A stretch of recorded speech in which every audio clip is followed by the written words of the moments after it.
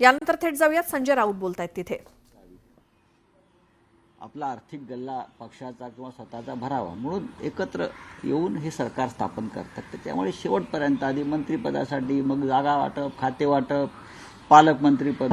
आता कोणाला काही बीडचं पालकमंत्रीपद मुंड्यांना मिळालं एखादं कोणत्याही, तर संतोष देशमुखला नाही मिळणार आहे का? मला सांगा. परभणीमधलं पालकमंत्रीपद ब कला मिळालं म्हणून ज्या सोमनाथ सूर्यवंशीची पोलीस कोठडीमध्ये हत्या झाली त्याला खरोखर न्याय मिळू शकतोय का? मुंबईमध्ये, उपनगरामध्ये किंवा ठाण्याच्या पालकमंत्रीपदाबाबत रस्सीखेच सुरू आहे. कल्याणमध्ये जरी एखाद्याला पालकमंत्रीपद मिळालं म्हणून मराठी माणसावर जो तिकडे अन्याय झाला, जे आपण चित्र पाहिलं, तो अन्याय भविष्यात दूर होणार आहे का? याचा काय उपयोग नसतो. हा फक्त एक सत्ता आपल्याकडे राहावी, त्यानिमित्ताने त्या भागातल्या होणाऱ्या सर्व व्यवहारांची सूत्र आर्थिक आपल्याकडे राहावी आणि म्हणून पालकमंत्री पाहिजे आमच्याकडे, आम्हीच पालक आहे. तो काय आतापर्यंत पालकमंत्र्यांनी, मी कोणाचंही कोणत्या पक्षाचं नाव घेतलं, पालकमंत्र्यांनी गडचिरोलीचं पालकमंत्रीपद काही लोकांना कायम हवं असतं. गडचिरोलीचं पालकमंत्रीपद ते काय नक्षलवादाचा खात्मा करायला नको असतो. गडचिरोलीमध्ये ज्या मायनिंग कंपन्या आहेत, जे खाणीचे उद्योग आहेत हजारो करोड रुपयाचे, तिथून मलिदा मिळावा म्हणून पालकमंत्रीपद हवं असतं. हे माझं आकलन आहे, ह्याच्यावर कोणी टीका करू शकतो. पण गडचिरोली, चंद्रपूर वनसंपत्तीचा प्रचंड नाश सुरू आहे. त्यातला वाटा आपल्याला मिळावा म्हणून त्या भागातल्या पालकमंत्रीपदासाठी रस्सीखेच सुरू आहे आणि असते. हा आतापर्यंतचा माझा एक संपादक पत्रकार म्हणून माझे आकलन आहे.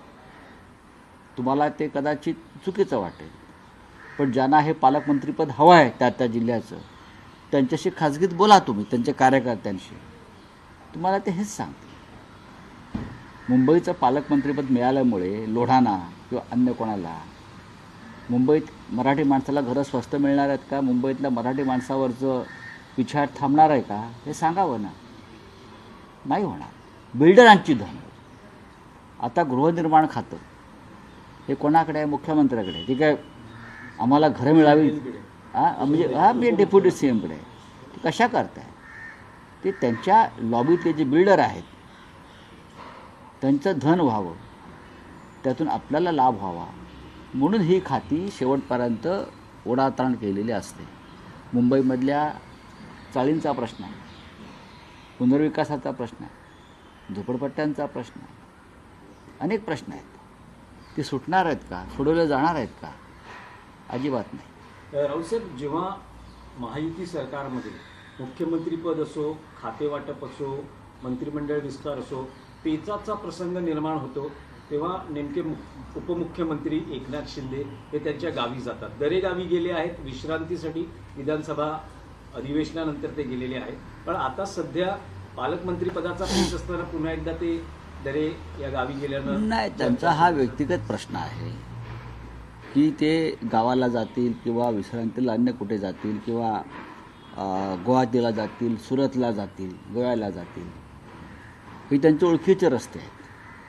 त्याच्यामुळे ते कोणत्या रस्त्याने कुठे आणि का गेले याचा शोध घेण्याची क्षमता आता गृहमंत्रीपद असलेल्या मुख्यमंत्र्यांकडे आहे.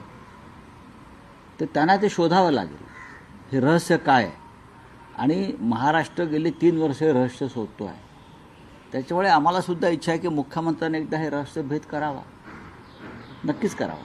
राऊतसाहेब, एक विषय असा आहे की काल महाराष्ट्राने पाहिलं, दूरचित्र आणि वाहिन्यांवर पाहिलं एक चित्र जे महाराष्ट्रात दुर्मिळ म्हणून म्हटलं तर राज ठाकरे आणि उद्धव ठाकरे एकत्र दिसणं, मग तो कौटुंबिक सोहळा का असेल.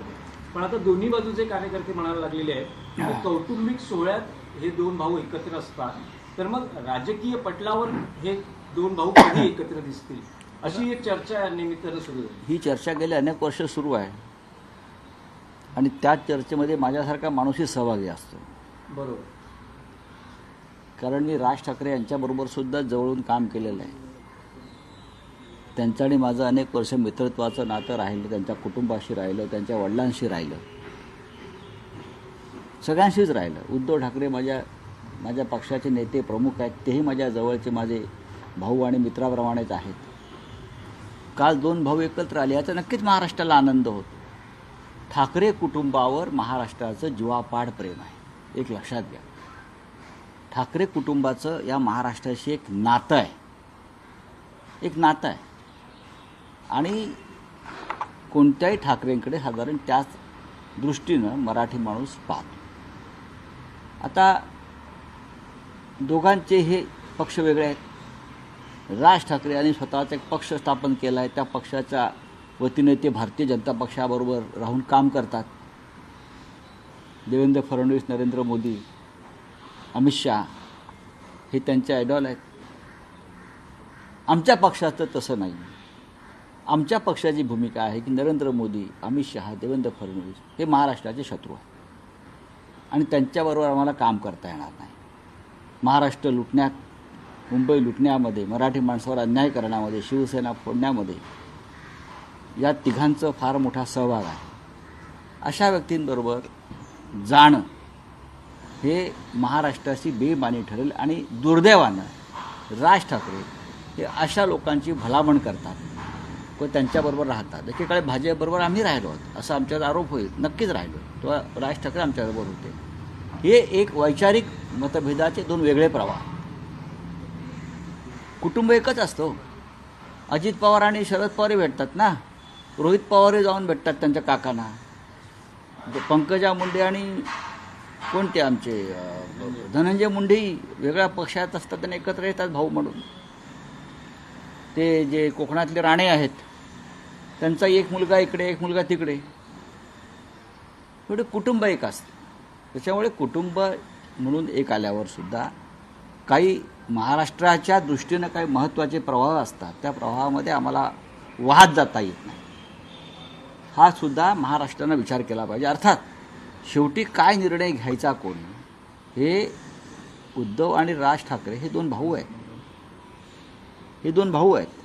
हा निर्णय त्यांनी घ्यायचा आहे आणि त्याने घेतलेला निर्णय मला माहिती आहे की महाराष्ट्र मान्य करेल. नाही, पण राऊतसाहेब, नजीकच्या काळात उद्धव ठाकरे, राज ठाकरे हे राजकीय व्यासपीठावर युती म्हणून एकत्र दिसू शकतात का, किंवा तसे काही प्रयत्न होऊ शकतात का? कोण प्रयत्न करणार?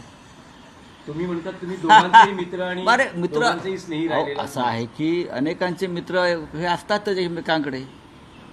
पण माझ्या दृष्टीनं कालचा लग्न सोहळा हा काय राजकीय विषय नव्हता. हा राजकीय विषय कसा का असू शकेल? याआधीसुद्धा उद्धवजी आणि राजजी हे अनेक कार्यक्रमात एकत्र आले आहेत. परवा ताज लँडसनच्या एका कार्यक्रमात एका सोहळ्यामध्ये होते, त्याच्या आधी ते होते. त्याच्यामध्ये तुम्ही राजकीय नजरेनं सध्या पाहू नका, सध्या पाहू नका. राऊतसाहेब, महाराष्ट्राच्या चित्ररथाला यावेळेला प्रजासत्ताक दिनाच्या निमित्ताने राजपथावर स्थान नसणार आहे.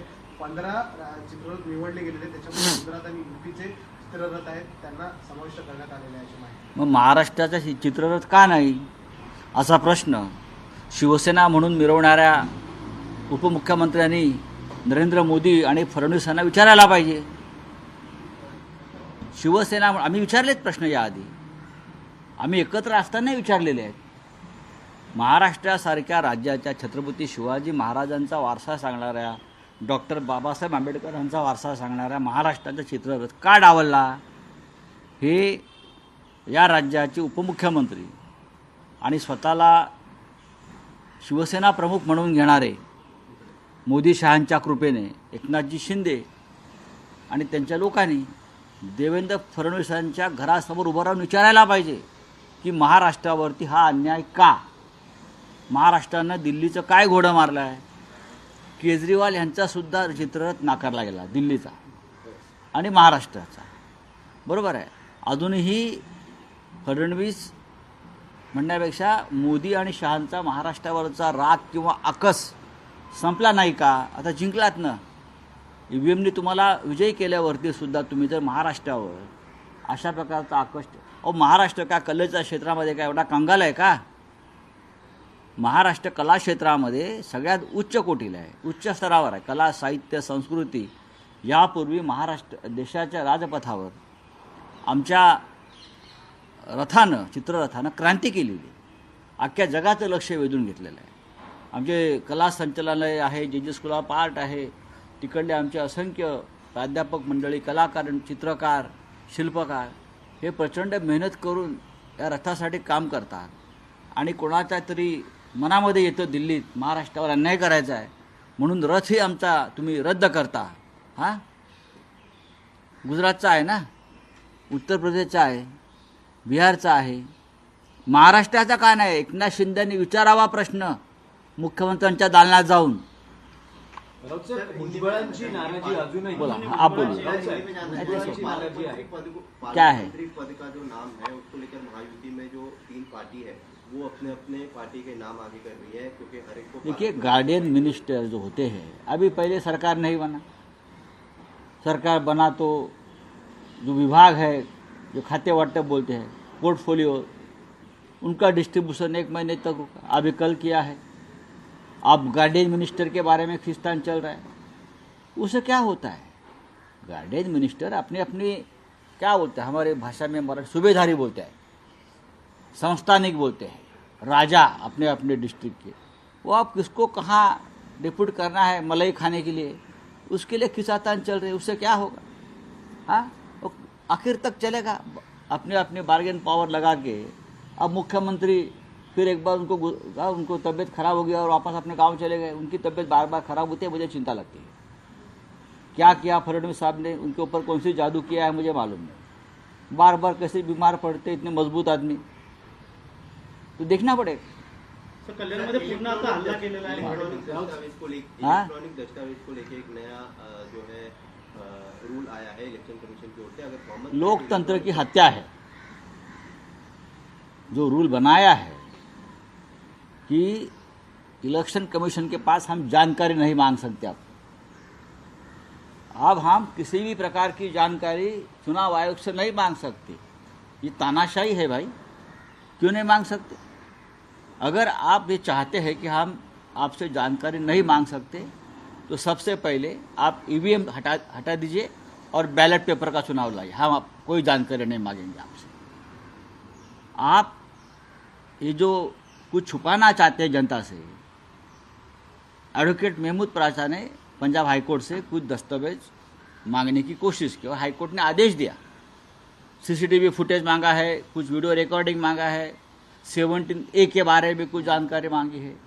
ये मांगने के बाद चुनाव आयोग हड़बड़ा गया और मोदी और शाह जी के चरणों में जाकर बैठा और फिर 24 घंटे में पूरे नियम बदल दिए कि कोई जानकारी नहीं मांग सकते. ये कौन सी तानाशाही?